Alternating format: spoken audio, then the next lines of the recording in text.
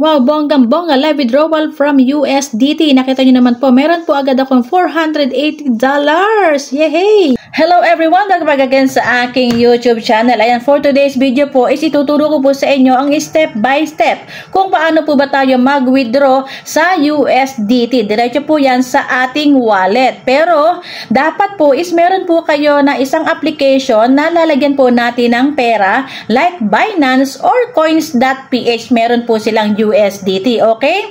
And then, from, bali, dalawang vlog na po ito, from USDT account like Binance, is pwede na po natin itong ilagay or GCash. O diba, walang kahirap-hirap, mag-install lang po kayo ng mga applications na ito na makikita nyo naman din po dyan sa ating description. Marami po kasi ang nalito about dito po sa pag-withdraw from USDT, dumadaan pa sila sa mga agents ng kung ano-ano.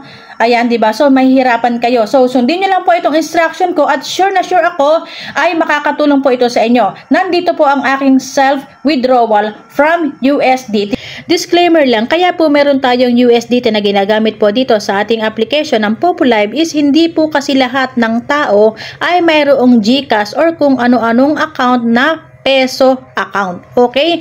Tulad po ng GCash or ng GoTime. Dahil hindi po lahat ng user ay nandito po sa Pilipinas. So, kaya po tayo may USDT, mas madali po iyan gamitin ng mga OFW or kung ano man, sino man po nakasama natin na nasa iba't ibang bansa. So, kapag after po na tayo ay mag-withdraw from USDT, pwede po natin itong ipasok sa mga payment method na nasa Pilipinas. Okay? So, ito po ay bibigyan ko po ng ibang vlog. So, gusto ko lang pong explain po sa inyo ang about po ng USDT diretso po sa ibang payment method. Okay? So, i-click po natin yung ating points. Okay? And then, withdraw now. Basahin niyo po muna yung notification sa meron po kasi siyang info about po sa USDT. And then, withdraw now, and then syempre po ang ilalagay lang po natin dito guys is $480. Wag na po nating isama ang butal. Hindi po kasi siya ibibigay lahat, okay? Magtira po tayo ng $5 and up or $10, depende po rin sa inyo. Pero wag na po nating isama yung butal, okay? 480, and then ilagay po natin yung ating PIN code. Make sure na hindi po ito alam ng iba ang ating PIN code. Lahat po ng withdrawal dito kaya Populive is meron po talaga siya na PIN code. So, ayun po, di ba? Success na yung ating withdrawal. Okay, so ngayon naman po is papasok na po tayo sa ating dollar account o ito po yung Binance. So, gumawa po ako ng account ng Binance para po dito lamang sa ating pag-withdraw from USDT. So, ayan, nakikita nyo sa screen, hindi pa siya pumapasok, di ba? Pero inaantay ko po yan mismo. Ayun, gusto ko pong makita ninyo actual. So, ayun po, pumasok na siya, di ba? O, i-refresh lang po natin. Ayun, 480. Nakikita nyo sa screen. 480.57. Okay? And then, makikita nyo naman po yung history, di ba? So, thumbs up. Meron na po tayong yung atin pong withdraw sa USDT ay yung ating pong withdraw sa USDT ay pumasok na po sa ating Binance account. And then, meron po kayong makikita dito na, ayun po yung balance natin is 480 na siya. Okay, then pwede po kayo na mag-accept po dito, select receive method. Okay, select receive method. Yan po, dyan po lalabas ang ating GoTime or GCash. So, titingnan ninyo kung alin yung mas mataas ang alok. Ito po ay trading. Okay?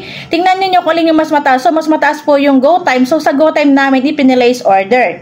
And then, ayan, di ba, yung mga, syempre, tatakluban po natin yung mga important notice, yung important message para hindi po makita ng iba dahil ito po ay private lang, confidential po dapat ito. Kumbaga, ipinapakita ko po lang po sa inyo step by step. So, kailangan po is pumasok na yung pera sa ating GoTime. Okay? Sa ating GoTime bago natin i-order receive. Okay? So, titinan po natin itong GoTime. Nakikita nyo sa screen, di ba? Step by step po ito. Okay?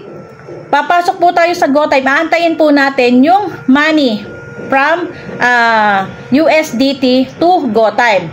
Trading po ito. Kaya gusto ko po is kitang-kita ninyo ang paraan kung paano po mag-withdraw from USDT to other payment methods. So, inaantay ko po talaga siya para po makita ninyo na ito po ay actual withdrawal, okay? So, tandaan nyo sa nakikita nyo sa screen, di ba? Huwag nyo po siyang i-receive payment hanggat hindi pa pumapasok sa GoTime ninyo yung money from USDT na winidraw ninyo sa Popo Live application.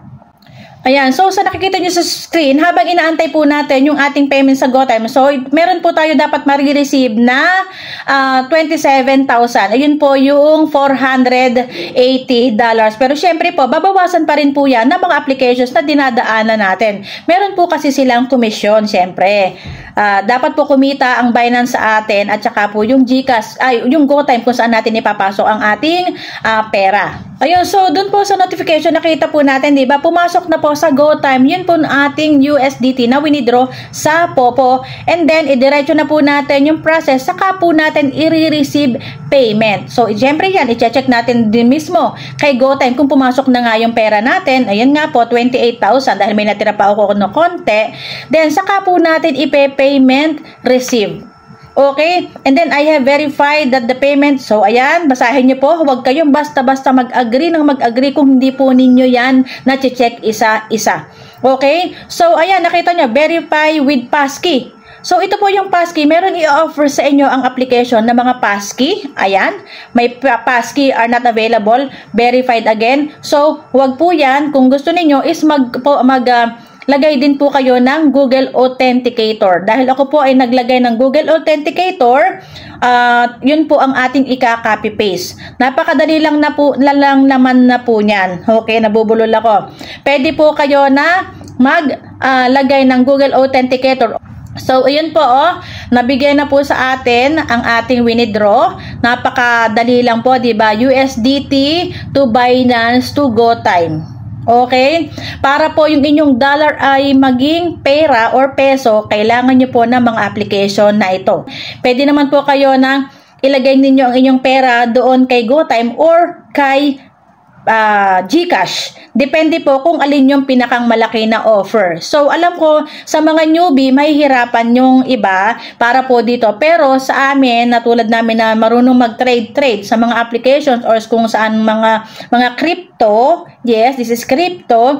So, this is the best way po. Okay? Ito po is isang paraan para makatulong sa inyo ang pag-withdraw ng USDT to Binance to other payment method like eto nga pong GCash at saka po GoTime. Ang maganda pa po nito is meron pa po kayong ma-receive na additional na mga points, okay? Dahil ito po is sa pagsisell po through sell ng crypto is meron po dyan mas mataas. Siyempre, kung alin yung mas mataas na alok, ayun po ang ating kukuhanin. Yung ating ise-select receive method. Okay? Kung alin po yung mas malaking alok or trading is yun po yung ating kukunin.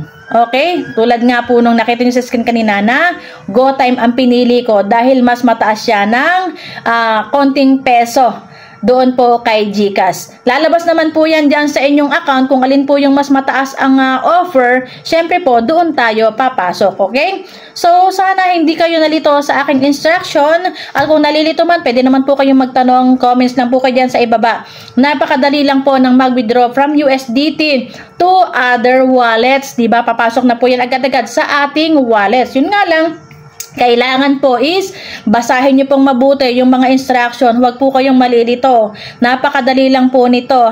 Sa mga baguhan, malilito kayo. Pero ulit-ulitin nyo lang po basahin, panoorin itong vlog na ito at matutulungan po kayo nito. Basta ang sinasabi ko lang po sa inyo, pag gusto nyo na mag-withdraw sa USDT, kasi ito, lalo na yung mga nasa abroad, wala silang GCash, wala silang GoTime, diba? Hindi agad-agad nila makukuha ang pera nila sa Popo. So, mag-withdraw kayo from USDT and then mag-install kayo ng Binance. Marami naman diyan mga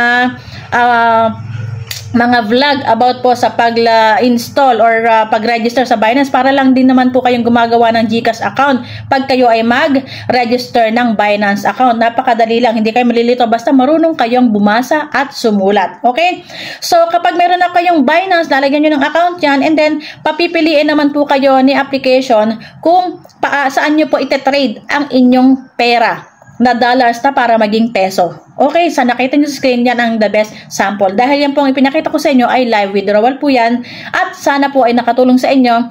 Sa lahat po ng ating Popo users, maraming salamat po dahil patuloy niyo po sinusuportahan ang aking mga vlogs and ideas and mga informations. Ayan, makakatulong po talaga yan sa ating lahat. Maraming salamat po and happy earnings everyone. Sana tuloy-tuloy po yung ating pag-grow dito sa application na ito, ang Popo Live application. Thank you so much and God bless. Kung ang hanap mo ay pagkakakitaan ng walang nilalabas na puhunan, Jocelyn's TV Agency na! Simple lang ang kailangang dapat mayroon ka dito. Sipag, maayos na internet at cellphone. Namimigay kami ng rewards sa mga host at sub-agents na masisipag. Ang kagandahan pa, weekly at monthly ang rewards. Naka-online pa 24 hours para may pagtastingan ang mga user ng libre. Jocelyn's TV Agency, earning made easy. Download the app now.